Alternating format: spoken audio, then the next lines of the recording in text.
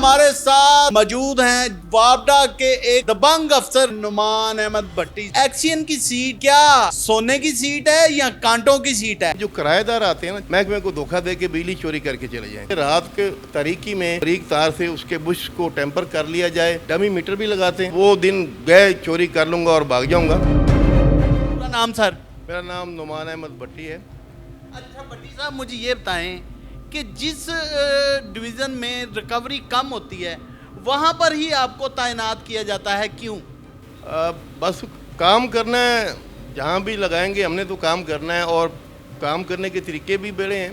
पहला तो हमारा सबक यही होता है कि इनको बताया जाता है कि अपने काम आपसे ही करवाना है, हमने आप खुद कर लेंगे और डे बाय डे करेंगे तो आसान हो जाएगा। इसको आप जमा करते जाएंगे तो मुश्किल होता जाएगा और आपको मुश्किलात आएंगी। उस मुश्किलात को हल करने के लिए हम इनके साथ डेली भी गुफ्तगू करते हैं और इनको समझाते हैं कि ये गवर्नमेंट का पैसा है, मुल्क इस वक्त बहरान में है, हम डेली का कैश इकट्ठा करेंगे और ये बिजली चलेगी, अदरवाइज नहीं तो फिर अंधेरे हो जाएंगे। बज़ाहिर तो देखने से ना मालूम होता है कि ये बहुत पुरतयश और एग्जेक्टिव सीट है, जैसे नाम भी एग्जेक्टिव नहीं रहा, मगर ये इतनी वो नहीं है। ये तो बस आप समझ लें कि कांटों का भी कह लें, उससे भी अगला कहना 24 घंटे हमारा ज़िंदगी का मकसद। हम तो सोए भी होते हैं ना, तो हमारा ख्याल यही होता है कि आज गिल्ड कितना है, रिकवरी कितनी है, ट्रांसफार्मर चल रहे हैं कि नहीं चल रहे, आवाम का ख्याल। हमारा रोना बिछोना यही है कि मुझे मालूम हो जाता है कि फलाना मोहल्ला या गली में कोई प्रॉब्लम है, वहाँ पर अगर 10 घर बंद हैं तो मैं अगर सो रहा हूँ तो फिर मुझे फ़ायदा नहीं है। तो मेरे जागने से ये होता है कि वो कंप्लेंट जो सुबह दिन को होनी है वो रात को ही हो जाती है। सिफारशी जो है ना, वो तो आएगा, पहले फ़ोन करके आएगा, उसके लिए एहतमाम करेंगे। तो जो एक मुसाफिर है, जो अल्लाह का बंदा है ना, उसकी कोई सिफारिश नहीं। मेरे लिए सबसे VIP वो है, उसकी मैं पहले सुनता हूँ और उसको बताता हूँ कि बग़ैर किसी टेंशन के मुझे बताओ, अगर तुम्हारा हक़ है तो तुम्हें मिलेगा, सिफारिश की ज़रूरत नहीं। और सिफारिशी जितना भी तिंगड़ा हो, उसका नहीं होना तो मैं नहीं करता। मैं कहता भाई आपका नहीं बनता, आप तशरीफ़ ले जाएं, इसको जमा करवा दें। किस किस तरीके से बिजली चोरी की जाती है? नेकी और बदी साथ साथ चलती है। पहली बात तो है, जो है ना असल इंडस्ट्री का मालिक है, वो तो कभी नहीं सोचेगा कि मैं चोरी करूं। ये जो किराएदार आते हैं ना, जो लेते हैं 1 साल के लिए 2 साल के लिए, उनकी कोशिश होती है कि किराया तो निकालना है, हम कोई ऐसा सिस्टम लगाएं कि हम महकमे को धोखा दे के बिजली चोरी करके चले जाएँ। तो पहले तो ये किराएदारों पे हम नज़र रखते हैं। जो असल मालिक है ना, उनकी रेपुटेशन भी होती है, उनका तरीक़ाकार पता चलता है कि ये कैसे लोग हैं, उधर से अंदाज़ा। फिर हमारा पीरियडिकली होता है कि हमने जो इंडस्ट्री के मीटर हैं उनको डब्बे में लगाया होता है, उसको स्कोर किया होता है और उसकी चेकिंग होती है। मीटिंग एंड टेस्टिंग डिपार्टमेंट भी चेक करता है और SDO भी करते हैं और मैं भी चेक करता हूँ।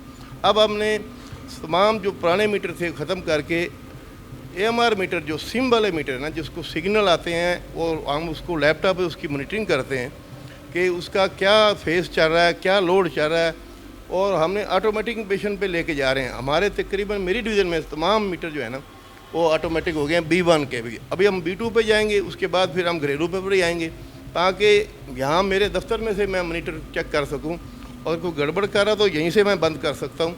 और नॉन पेमेंट पे भी हम ऑटोमेटिकली उसको बंद करते हैं, ना कि उसको फिज़िकली जाके काटते हैं। आप समझ लें कि जो है ना ट्रांसफार्मर, उसको हम सिक्योर करते हैं। उसके रात के तारीकी में वो कोशिश करते हैं कि बारीक तार से उसके बुश को टेम्पर कर लिया जाए, या कोई ऐसा सिस्टम लगाया जाए जिसे कहते हैं ना कि वो डब्बे को खोल के सिक्योरिटी ब्रीच करते हैं, उसको स्लो करते हैं या उसके अंदर शंट लगाते हैं।